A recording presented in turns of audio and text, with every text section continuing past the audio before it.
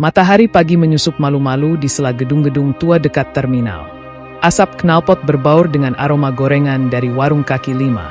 Di tengah keramaian itu, seorang gadis muda melangkah ringan menyusuri perempatan jalan. Namanya Dita, gadis cantik asal Banten dengan mata tajam yang menyimpan keteguhan. Namun senyum yang selalu tulus menyapa siapapun. Ia bukan siapa-siapa, hanya penjual asongan yang menawarkan rokok, air mineral, dan permen kepada para sopir dan penumpang bus kota. Tubuhnya mungil, tapi langkahnya mantap. Di antara teriakan kernet dan deru kendaraan, suara lembut Dita menyapa, "Air mineral, Bang, rokok, Bu." Tak jarang para sopir memberinya tips lebih. "Ini buat kamu, Dit. Hati-hati, ya. Banyak preman baru nongkrong di ujung sana," ucap Pak Darto, sopir tua yang sudah seperti ayah sendiri bagi Dita. Ia hanya tersenyum kecil, menyimpan peringatan itu dalam hatinya. Dita memang tak seperti penjual asongan lainnya. Dalam diamnya, ia membawa beban masa lalu. Ayahnya, seorang pendekar tua dari tanah Banten, dibunuh oleh segerombolan begal ketika melindungi warga kampung. Sejak kecil, Dita diajarkan ilmu kanuragan bukan untuk menyombongkan diri, melainkan agar ia kelak bisa menjaga dirinya, dan jika diperlukan melindungi yang lemah. Hari itu angin terasa lebih kencang dari biasanya. Dita berdiri di dekat lampu merah, menunggu bus kota berhenti agar ia bisa menjajakan dagangannya. Namun dari kejauhan, matanya menangkap sosok-sosok asing di pinggir jalan. 3 pria bertampang garang tengah mengamati gerak-gerik para pedagang dan sopir. Salah satu dari mereka bertubuh besar dan bertato naga di leher, meludah ke tanah sambil menunjuk ke arah Dita. Dita mengalihkan pandangan, pura-pura tak menyadari, tapi hatinya waspada. Ia tahu betul bahasa tubuh preman seperti itu. Mengincar, mengintimidasi, menguji. Ia tidak takut, namun ia juga tidak ingin gegabah. Sebisa mungkin ia memilih menghindar. Tapi pagi itu seakan takdir tengah mengukir babak baru dalam hidupnya. Langkahnya terhenti saat seorang preman mendekat. "Cantik juga ya, jualan sendirian. Gak takut diganggu," ucap pria bertato naga dengan nada licik. Dita tetap tenang. "Saya cuma cari rezeki, Bang. Gak ganggu siapa-siapa," jawabnya pelan tapi tegas. Si preman tertawa mengejek lalu meraih botol minuman dari keranjang Dita tanpa izin. "Nih, gue ambil 1. Gak usah dibayar, anggap aja kenalan," katanya sambil melangkah pergi. Dita menggenggam erat sisa dagangannya. Darahnya mendidih, tapi ia menahan diri. Ia tahu sekali jika bergerak, bisa jadi pertarungan tak terhindarkan. Tapi ia juga tahu jika ia terus diam, ketidakadilan akan terus tumbuh. Hari itu, Dita memilih menunduk untuk terakhir kalinya, dan langit mulai mendung. Seakan ikut menandai bahwa badai akan segera datang ke perempatan jalan itu, dan Dita, gadis asongan dari Banten tidak akan tinggal diam selamanya. Sejak insiden pagi itu, suasana perempatan terasa berbeda bagi Dita. Orang-orang mulai memperhatikan langkah para preman yang mulai bercokol di sekitar terminal dan pasar. Wajah mereka baru, tapi tatapan mereka penuh niat jahat. Mereka bukan preman biasa. Mereka haus kekuasaan, mencari wilayah baru untuk dikuasai. Dan Dita dengan paras ayunya dan keberaniannya menolak tunduk telah menarik perhatian pemimpin mereka. Resah, preman muda yang baru saja keluar dari penjara dan ingin menunjukkan dominasinya. Reza bukan sembarang preman. Ia cerdas, licik, dan brutal. Di balik senyumnya yang semu, tersembunyi amarah yang bisa meledak sewaktu-waktu. Saat anak buahnya melapor bahwa ada gadis asongan yang berani melawan, Reza hanya tertawa kecil. "Cantik," katanya. "Wah, kita sambut baik dong," ucapnya sambil menyelut rokok lalu melangkah menuju perempatan itu dengan langkah malas tapi pasti. Dita yang pagi itu kembali menjajakan dagangannya merasakan hawa yang tak biasa. Ia melihat kerumunan di sisi jalan lebih sepi dari biasanya, seolah semua orang sedang menanti sesuatu. Saat itu Reza muncul berjaket kulit hitam, mata tajam, dan senyum yang membuat udara seolah membeku. Dita tahu inilah sosok yang diam-diam mengatur kekacauan baru di wilayahnya. Reza berjalan mendekat perlahan. Matanya menatap lurus ke arah Dita. Lalu tanpa permisi, ia mengambil sebatang rokok dari tas asongan Dita dan menyalakannya. "Dita?" "Iya, cantik. Tapi sayang, kamu belum tahu aturan main di sini," Ucapnya dengan nada lembut yang mengandung ancaman. Dita menatap balik. Kali ini tak menunduk. Saya enggak ganggu siapa-siapa, Bang. Saya cuma jualan. Balasnya datar. Kerumunan mulai berbisik. Para pedagang dan sopir memperhatikan dari kejauhan. Mereka ingin membantu tapi takut. Reza terkenal kejam dan belum ada yang berani menentangnya. Dita berdiri sendiri. Tubuhnya tegak meski jantungnya berdetak kencang. Ia merasakan energi dalam tubuhnya mulai bangkit, tapi ia menahannya. Belum saatnya, ia masih ingin menyelesaikan semuanya dengan kepala dingin. Mulai besok kamu setor ke saya 1.000 per botol. Mau aman? Ikut aturan. Gak mau ya jangan salahkan kalau ada yang kecelakaan. Bisik Reza di telinganya sebelum berbalik pergi. Ancaman itu dingin tajam menusuk sampai ke tulang. Dita menggigit bibirnya. Ia tak peduli uang, tapi ia benci ketidakadilan. Ia benci melihat yang kuat menindas yang lemah. Malam itu, Dita tak bisa tidur. Ia duduk di kamar kosnya yang sempit, menatap keranjang dagangannya. Di bawah alasnya tersembunyi jimat kecil peninggalan ayahnya. Ia menggenggamnya erat dan dalam diam ia bersumpah ia tak akan membiarkan tempat ini jatuh ke tangan orang-orang seperti Reza. Jika semua orang takut maka biarlah ia yang berdiri melawan. Langit malam bekerja tenang seolah menyaksikan tekad seorang gadis biasa yang siap menantang badai. Pagi berikutnya, suasana di perempatan lebih tegang dari biasanya. Para pedagang berjualan dalam diam. Para sopir enggan turun dari kendaraan terlalu lama. Semua orang menunggu apa yang akan terjadi hari ini. Sejak Reza muncul, rasa takut menyelimuti pasar dan terminal. Dan di tengah ketegangan itu, Dita tetap datang seperti biasa, mengenakan kerudung lusuh dan membawa keranjang dagangannya dengan langkah pasti. Ia tahu ancaman Reza bukan sekadar gertakan, tapi ia juga tahu ketakutan hanya memberi ruang pada kezaliman tumbuh lebih besar. Dita berdiri di sudut jalan dekat lampu merah, tempat biasanya ia berjualan. Tapi kali ini semua mata tertuju padanya, termasuk 3 orang preman anak buah Reza yang sudah menunggunya. Salah satu dari mereka bertubuh tinggi dengan bekas luka panjang di pipinya, berjalan mendekat dan sengaja menendang keranjang dagangan Dita hingga isinya berhamburan ke aspal. Ini tempat kami sekarang. Mau dagang? Bayar dulu, katanya sambil tertawa puas. Dita menahan napas. Orang-orang mulai mengerumuni dari jauh, tapi tak ada yang berani mendekat. Dalam diamnya, Dita jongkok memunguti dagangannya satu persatu. Tangannya gemetar bukan karena takut, tapi karena menahan gejolak dalam dirinya. Ilmu kanuragan yang diwarisi dari ayahnya bergetar di dalam dada, seolah meminta untuk dilepaskan. Tapi Dita masih mencoba menghindari bentrokan. Ia belum ingin menjatuhkan siapapun kecuali benar-benar terpaksa. Dasar keras kepala. Suara berat Reza terdengar tiba-tiba dari balik kerumunan. Ia berjalan perlahan. Rokok mengepul di tangannya. Mata tajamnya tak lepas dari Dita. Kamu pikir ini soal jualan? Ini soal siapa yang berkuasa di sini. Ia lalu mendekat dan meraih lengan Dita. Sekali lagi kamu nolak. Besok kamu gak cuma kehilangan dagangan. Dita berdiri perlahan. Matanya menatap lurus ke arah Reza. Kalau cuma mau kuasai jalanan, silakan. Tapi saya gak akan bayar rupiah pun buat sesuatu yang bukan hak kalian. Tangannya mencengkeram lengan Reza pelan, namun dengan tekanan yang membuat si preman itu sedikit meringis. Dita lalu melepaskannya pelan, memberi isyarat bahwa ia bukan gadis lemah seperti yang dibayangkan. Murka Reza meledak. Ia menarik tangan Dita dan mendorongnya hingga terhuyung ke belakang. Kurang ajar, teriaknya. Tapi sebelum tangannya sempat melayang ke wajah Dita, tiba-tiba Dita menunduk dan dengan gerakan cepat mengaitkan kakinya ke kaki Reza lalu menjatuhkannya ke aspal. Semua yang melihat terkejut.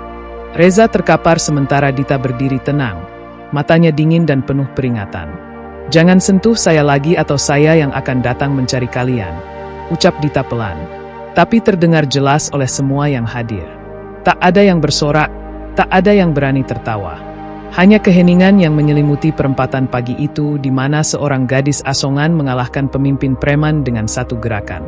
Reza bangkit perlahan, menyala penuh dendam, tapi ia tak membalas. Belum, hari itu ia kalah secara terbuka, tapi ia bersumpah dalam hati Dita akan membayar mahal atas penghinaan ini. Dan Dita pun tahu pertarungan sesungguhnya baru saja dimulai. Sejak kejadian di perempatan itu, Nama Dita mendadak menjadi bisik-bisik di kalangan pedagang dan sopir. "Gadis asongan itu sakti," ujar seorang sopir Metro Mini sambil menyeruput kopi. "Dia bikin Reza jatuh di depan semua orang," tambah yang lain dengan nada kagum. Tapi bagi Dita tidak ada yang membanggakan dari insiden itu. Ia tahu betul, sekali menyentuh api, maka bara dendam akan menyala. Reza tidak akan tinggal diam. Dan benar saja, hari itu ia tidak kembali. Tapi keesokan harinya teror dimulai. Satu persatu pedagang kecil di terminal mulai diganggu. Gerobak digulingkan, dagangan dibuang. Bahkan ada yang dipukul hanya karena menolak setor. Reza memang tidak menyentuh Dita langsung, tapi ia menyerang apa yang Dita lindungi, kedamaian dan rasa aman di tempat itu. Dita merasa dihantui rasa bersalah. Ia yang melawan, tapi orang lain yang jadi korban. Ia mulai bertanya dalam hati apa yang sedang ia lindungi dan untuk siapa. Suatu malam, seorang bocah penjajah tisu yang akrab dengannya, namanya Iman sekitar 10 tahun, datang dengan wajah lebam. "Tadi ada yang lempar botol, Kak," katanya buat kasih pelajaran karena Kak Dita sombong, ucap Iman lirih. Dita memeluk bocah itu erat, matanya basah. Dendam Reza sudah menyentuh yang tak bersalah. Ini bukan lagi soal harga diri. Ini sudah menjadi kewajiban. Di kamar kosnya yang sempit, Dita membuka peti kayu kecil warisan almarhum ayahnya. Di dalamnya tersimpan sehelai ikat kepala kuning, selembar kain putih, dan sebuah kitab usang bertuliskan aksara Sunda kuno. "Waktu kamu tiba, kamu akan tahu kapan harus memakai ini." Pesan terakhir ayahnya bergema di pikirannya. Dita mengusap ikat kepala itu lalu menggenggamnya erat. "Maaf." "Iya." Dita gak bisa diam aja. Keesokan paginya, Dita tak berjualan. Ia mendatangi satu persatu pedagang yang menjadi korban, membantu membersihkan, membalut luka, dan memberikan sisa uang dagangannya untuk membeli bahan makanan. Para pedagang menatapnya dengan mata penuh rasa hormat, tapi juga kekhawatiran. "Dita, kamu mau lawan siapa sih sendirian?" "Mereka itu iblis," kata Bu Ika, penjual nasi uduk. Dita tersenyum kecil. "Kalau iblis enggak dilawan, mereka akan pikir kita semua setan yang lebih kecil." Sementara itu, Reza tak tinggal diam. Di markas kecilnya, bekas gudang pasar yang gelap dan pengap, ia memukul meja kayu hingga retak. Anak itu pikir dia siapa? "Gue kasih waktu 2 hari. Kalau dia gak keluar dari terminal ini, gue bakar semua gerobak dagang." Bentaknya di depan anak buahnya yang hanya bisa mengangguk takut. Ia haus pembalasan dan ia ingin semua orang tahu siapa yang sebenarnya berkuasa.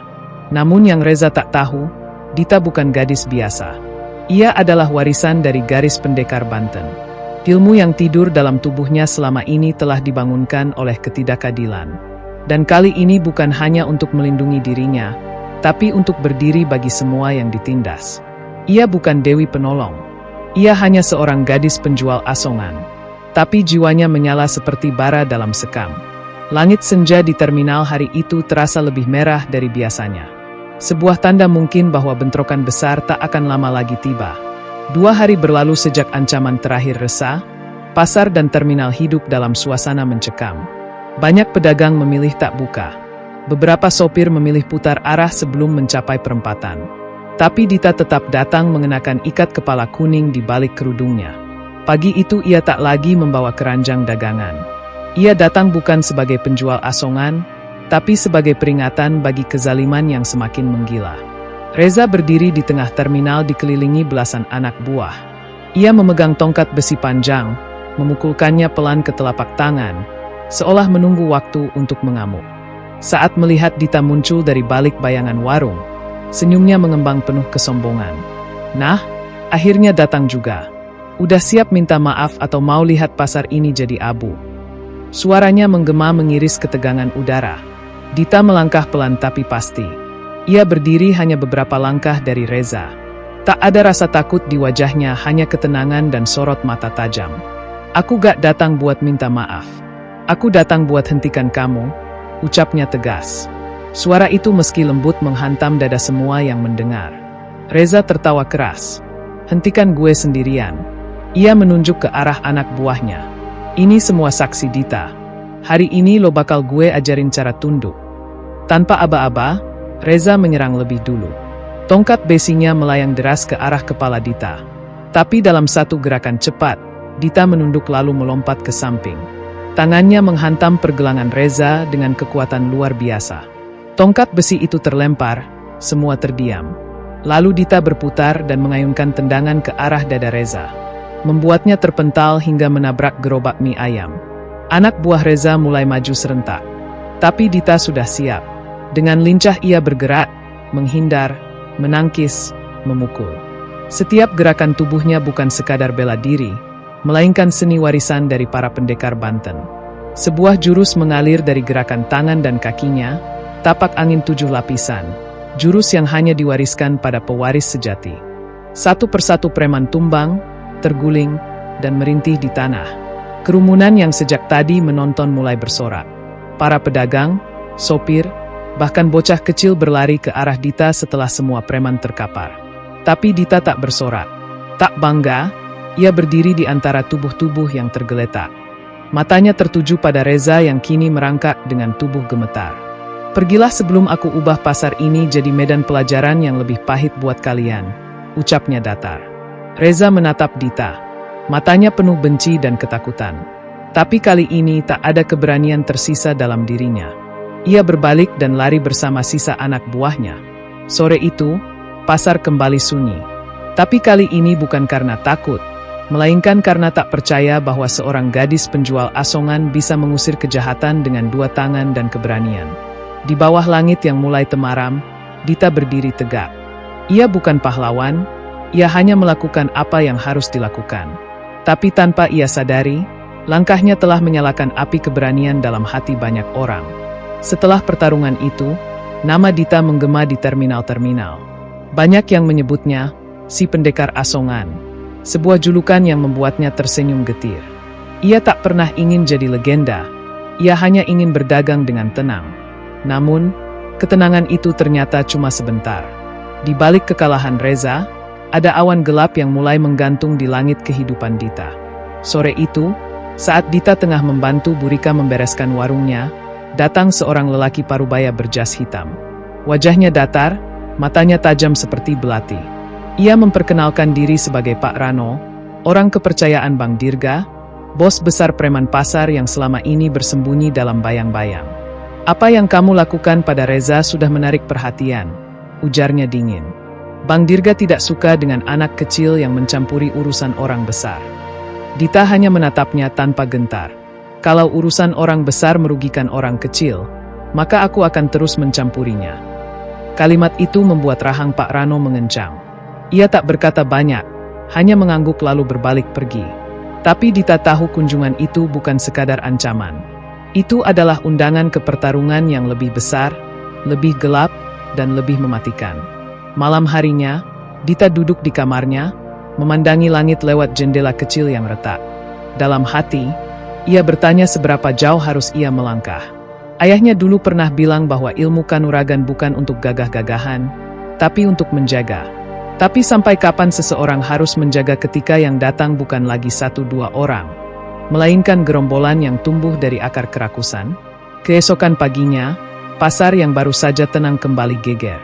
Sebuah warung milik Pak Darto, penjual kopi, ditemukan terbakar. Di dinding sisa puing tertulis dengan cat merah menyala, "Ini baru permulaan." Semua orang langsung tahu, Bang Dirga telah turun tangan. Wajah-wajah takut kembali muncul. Orang-orang mulai menatap Dita dengan cemas, bukan karena tak percaya pada kekuatannya, tapi karena takut berada di dekatnya berarti ikut terseret dalam badai. Iman, bocah kecil yang selalu membantu Dita, mulai enggan mendekat. "Aku sayang, Kak Dita. Tapi ibu bilang jangan dekat-dekat dulu. Takut kakak diburu orang jahat," ucapnya polos. Dita menahan air mata. Ia tahu semakin ia berdiri, semakin ia sendiri. Kebaikan memang punya harga, dan Dita mulai membayarnya dengan sepi. Di sudut pasar, dari jendela sebuah mobil hitam yang terparkir diam, sepasang mata mengamati Dita dengan penuh perhitungan. Wajah itu milik Bang Dirga sendiri. Rambutnya disisir rapi ke belakang, bibirnya mengulum rokok yang belum dinyalakan. "Gadis itu harus dilenyapkan," gumamnya pelan, tapi bukan dengan tangan, dengan luka, dengan kehilangan. Langit mulai mendung, Pertanda hujan atau pertanda perang, tak ada yang tahu. Bagi Dita, satu hal pasti, kebenaran selalu menuntut pengorbanan, dan ia siap meski harus menanggungnya sendirian. Hujan turun deras malam itu, seperti dendam yang tak terbendung. Dita berdiri di depan pintu rumahnya yang sempit, tubuhnya basah kuyup, tapi pikirannya jauh lebih tenggelam daripada pakaiannya. Ia baru saja pulang dari pasar setelah menenangkan para pedagang yang kembali gelisah karena berita pembakaran warung Pak Dararto. Kata-kata penyemangat yang ia ucapkan terasa hampa di dadanya sendiri. Ia tahu badai yang sesungguhnya belum dimulai. Di balik hujan, bayangan hitam mengendap-endap mendekati rumah Dita. 3 lelaki bertubuh kekar menyelinap dengan langkah senyap. Mereka bukan orang sembarangan. Mereka anak buah Bang Dirga yang terlatih. Tak ada suara, hanya percikan air hujan digenting dan detak jantung yang semakin cepat. Saat salah satu dari mereka mengangkat tangan, bersiap memecahkan kaca jendela, tiba-tiba terdengar jeritan dari dalam rumah. Itu suara ibu Dita. Dita tersentak.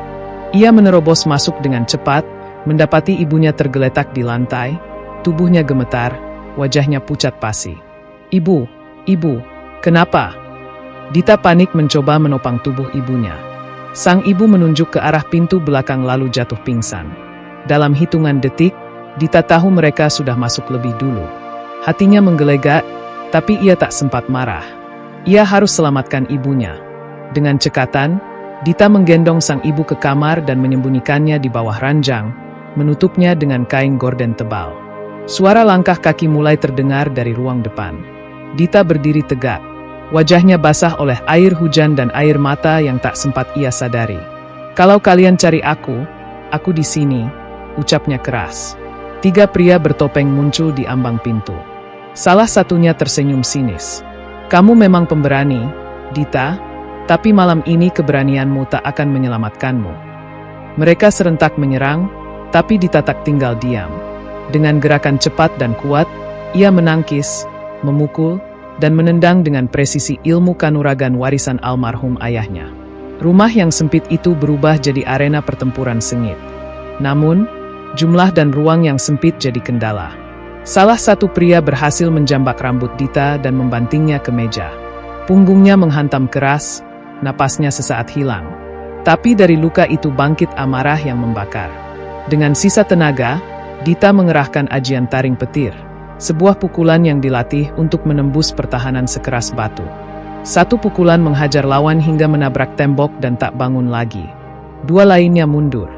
Tak menyangka gadis ini begitu gigih.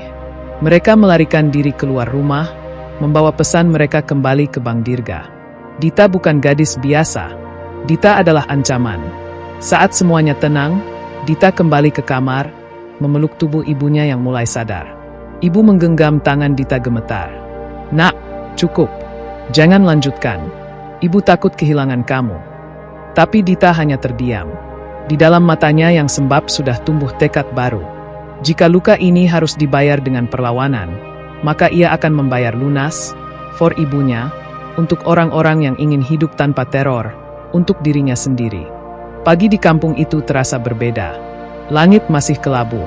Sisa hujan semalam menyisakan genangan di jalanan becek, dan suasana pasar pun lebih sepi dari biasanya. Dita berdiri di depan warung Burika. Wajahnya dihiasi luka memar di pelipis kanan dan perban di lengannya. Meski tubuhnya belum pulih, ia tetap berjualan. Ia tahu ketakutan tak boleh dibiarkan tumbuh. Keberanian harus tetap menyala seperti obor yang tak boleh padam meski ditiup angin ribut. Para pedagang memandangnya dengan campuran kagum dan khawatir. Mereka tahu Dita bukan gadis biasa, tapi mereka juga sadar keberanian Dita sedang membangunkan naga yang selama ini tidur di balik pasar Bang Dirga. Ketika Pak Darto, Burika, dan beberapa pedagang mendekatinya untuk menawarkan bantuan atau sekadar memintanya berhenti, Dita hanya tersenyum lemah. Kalau kita semua diam, mereka akan menang. Aku tidak bisa biarkan itu terjadi. Di balik sebuah kios kosong, 2 mata mengintai. Mereka bukan pembeli, melainkan mata-mata suruhan Bang Dirga. Salah satu dari mereka berbicara lewat ponsel dengan suara pelan. Target masih aktif. Preman-preman kecil gagal. Kita tunggu perintah selanjutnya. Perintah itu pun datang tak lama berselang. Bukan lagi ancaman, tapi penghancuran total. Siang itu, saat Dita hendak pulang, ia dikuntit oleh seorang pemuda bermotor. Ia sadar langkahnya diawasi. Gerak-geriknya diajari oleh rasa waspada yang makin tajam. Di tikungan gang, motor itu berusaha menabraknya. Tapi Dita melompat ke samping, menghindar dengan sigap. Lelaki itu lalu mengeluarkan senjata tajam dan menyerang. Dita tak punya pilihan. Ia harus bertarung lagi. Pertarungan di gang sempit itu begitu cepat dan brutal. Pemuda itu tangguh, bukan preman pasar biasa. Ia mengerahkan jurus pecut naga, tendangan berputar yang menghantam dada si penyerang hingga roboh menghantam tembok. Nafasnya tersengal, tapi ia menang lagi. Dan itu hanya menambah satu hal. Dendam Bang Dirga semakin menyala. Malam harinya, Dita menangis diam-diam. Di pangkuan ibunya, ia merasakan lelah yang tak bisa diobati jamu atau istirahat. Bu, Dita capek, tapi kalau Dita berhenti, mereka akan menyakiti lebih banyak orang. Aku gak tahu harus bagaimana. Sang ibu hanya membelai rambut anak gadisnya yang masih basah. Kamu kuat, nak. Tapi jangan lupa, kekuatan bukan hanya di tangan. Kadang menang itu tahu kapan harus minta tolong. Kata-kata itu menancap dalam di hati Dita. Mungkin sudah waktunya ia mencari sekutu. Mungkin sudah waktunya membuka kembali jejak masa lalu ayahnya, guru-guru lama, saudara seperguruan, siapapun yang bisa membantunya. Lawannya kini bukan sekadar preman pasar, tapi kekuasaan gelap yang menjalar diam-diam. Dan untuk itu ia tak bisa sendiri. Di luar sana, di sebuah bangunan tua yang digunakan sebagai markas, Bang Dirga duduk di singgasananya. Di hadapannya, pemuda bertopeng yang gagal menyerang Dita bersimpuh dengan luka di wajah. Bang Dirga tak berkata apa-apa. Ia hanya menyalakan cerutu, menghembuskan asapnya, lalu berkata, kalau gadis itu tak bisa ditaklukkan dengan ketakutan, maka buat dia merasakan kehilangan. Hujan kembali turun malam itu, mengguyur seluruh kota dengan derasnya, seolah menyiramkan ketakutan yang tak kunjung surut.